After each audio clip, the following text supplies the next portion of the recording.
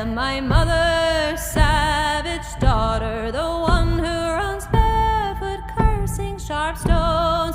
I am my mother's savage daughter. I will not cut my hair, I will not lower my voice.